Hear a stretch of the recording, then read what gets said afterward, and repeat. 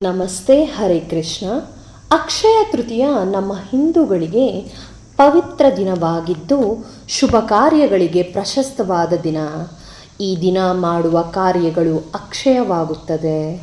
ಸಂಪ್ರದಾಯ, ಬೌದ್ಧಿಕ, ಆಧ್ಯಾತ್ಮಿಕ ಮತ್ತು ಮಂಗಳ ಕಾರ್ಯ, ದೇವತಾ ವ್ರತಾಚರಣೆಗಳನ್ನು ಆರಂಭಿಸಲು ಶುಭ ದಿನವಾಗಿದೆ. ಇನ್ನು ಅಭಿವೃದ್ಧಿಯ ಪಥದ ಸಂಕಲ್ಪ ಮಾಡುವವರಿಗೆ ಅಕ್ಷಯ ತೃತೀಯವು ಅಮೃತಗಳಿಗೆ.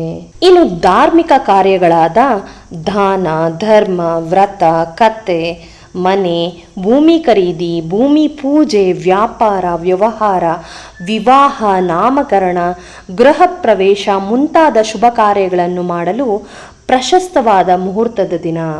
ಅಕ್ಷಯ ಎಂದರೆ ಎಂದಿಗೂ ಮುಗಿಯದ ಮೊಗೆದಷ್ಟು ತುಂಬುತ್ತದೆ. ಅಕ್ಷಯ ತದಿಗೆ ವೈಶಾಖ ಮಾಸದ ಶುಕ್ಲ ಪಕ್ಷದ 3ನೇ ದಿನ, ಅಂದರೆ ಅವತ್ತಿನ ದಿನ ರೋಹಿಣಿ ನಕ್ಷತ್ರವು ಇದ್ದರೆ ಅಂದು 3:30 ಗಳಿಗೆ ಮುಹೂರ್ತದಲ್ಲಿ ಬರುವ ತಿಥಿ ಅಕ್ಷಯ ತೃತೀಯ ಅಥವಾ ಅಕ್ಷಯ ತದಿಗೆ. ಇನ್ನು ಅಕ್ಷಯ ಎಂದರೆ ವೃದ್ಧಿಯಾಗುವುದು. ಈ ದಿನ ಸೂರ್ಯ ಚಂದ್ರರು ತಮ್ಮ ಗರಿಷ್ಠ ಮಟ್ಟದ ಕಾಂತಿಯನ್ನು ಹೊಂದಿರುವುದರಿಂದ ಈ ದಿನವಿಡೀ ಯಾವುದೇ ಶುಭ ಕಾರ್ಯಕ್ಕೆ ಮಂಗಳಕರ. ಅಕ್ಷಯ ತೃತೀಯವನ್ನು ಸ್ವಯಂ ಸಿದ್ಧ ಮುಹೂರ್ತ ಎಂದು ಪರಿಗಣಿಸಲಾಗಿದೆ.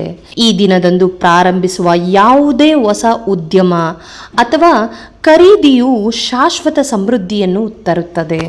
ಅಕ್ಷಯ ತೃತೀಯ ದಿನ ಮಹಾವಿಷ್ಣು ತನ್ನ 6ನೇ ಅವತಾರವನ್ನು ಮಹರ್ಷಿ ಜಮದಗ್ನಿ ಮತ್ತು ರೇಣುಕಾದೇವಿಯ ಮಗ ಪರಶುರಾಮನಾಗಿ ಅವತರಿಸಿದ ದಿನ ಮತ್ತು ಭಗೀರಥನು ಶಿವನನ್ನು ಕುರಿತು ತಪಸ್ಸು ಮಾಡಿ ಹೋಲಿಸಿಕೊಂಡು ಶಿವನಿಂದ ಗಂಗೆಯನ್ನು ಭೂಮಿಗೆ ಹರಿಸಿದ ದಿನ.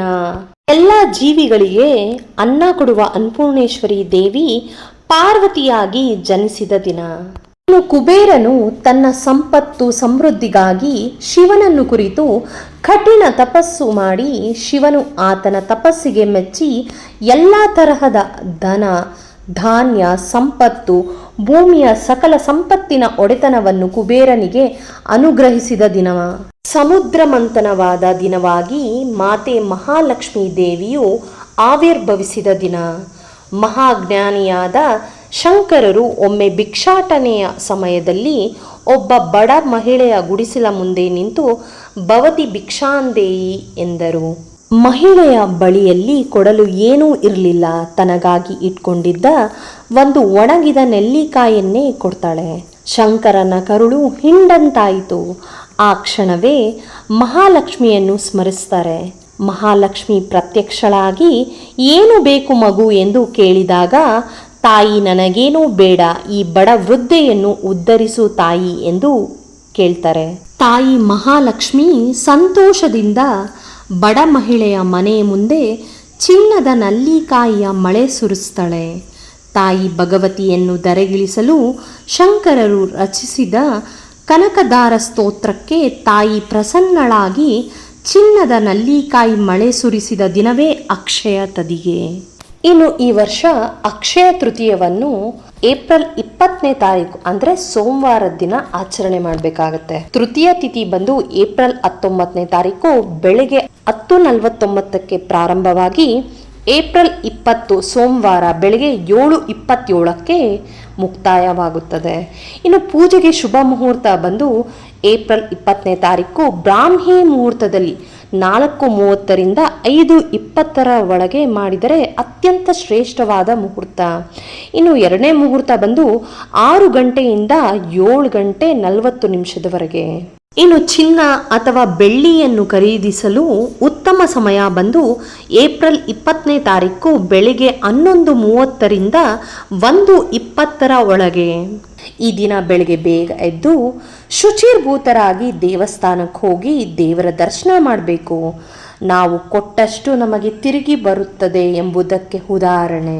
ಅಕ್ಷಯ ತೃತೀಯ ದಿನದಂದು ದಾನ ಧರ್ಮಗಳನ್ನು, ಪುಣ್ಯ ಕಾರ್ಯಗಳನ್ನು, ದೇವರ ದರ್ಶನವನ್ನು ಮಾಡಿದಷ್ಟು ನಮಗೆ ಪುಣ್ಯ ಪ್ರಾಪ್ತಿಯಾಗುತ್ತದೆ.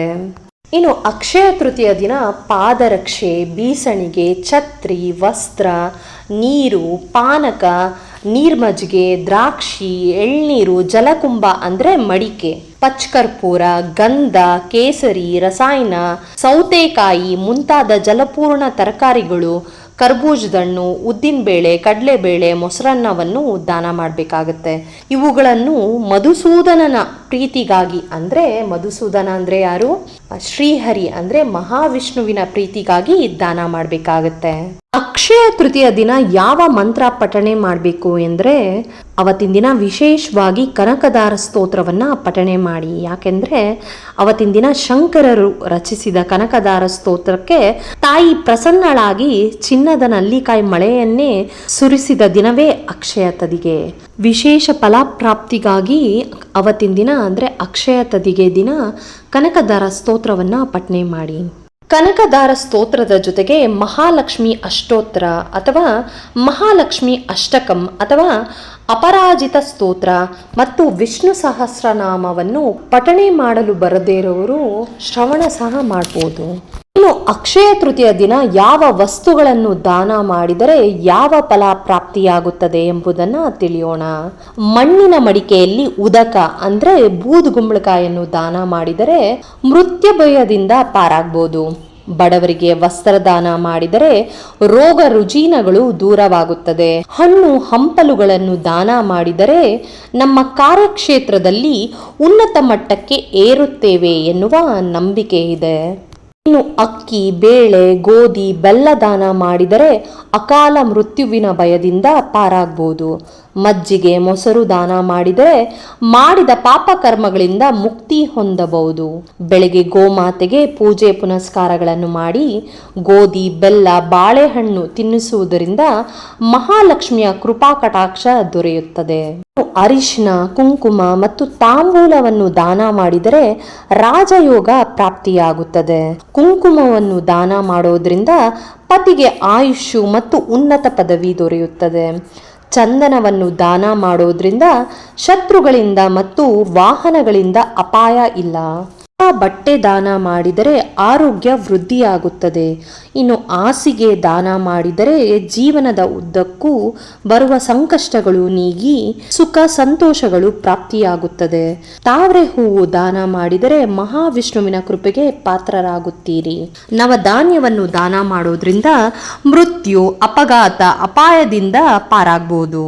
ಇನ್ನು ಮೊಸರನ್ನವನ್ನು ದಾನ ಮಾಡೋದ್ರಿಂದ ಆಯುಷ್ಯು ವೃದ್ಧಿಯಾಗುತ್ತದೆ. ಗೋವಿಗೆ ಪೂಜಿಸಿ ಬಾಳೆ ಎಲೆಯಲ್ಲಿ ಸಿಹಿ ತಿನ್ನಿಸುವುದರಿಂದ ವಿವಾಹ ಸಂಬಂಧಿ ದೋಷಗಳು ದೂರವಾಗುತ್ತದೆ. ಮತ್ತೆ ಒಂದು ಇಂಟ್ರೆಸ್ಟಿಂಗ್ ಮತ್ತು ಇನ್ಫಾರ್ಮೇಟಿವ್ ವಿಡಿಯೋ ಒಂದಿಗೆ ನಿಮ್ಮನ್ನು ಭೇಟಿ ಆಗ್ತೀನಿ. ಬಾಯ್.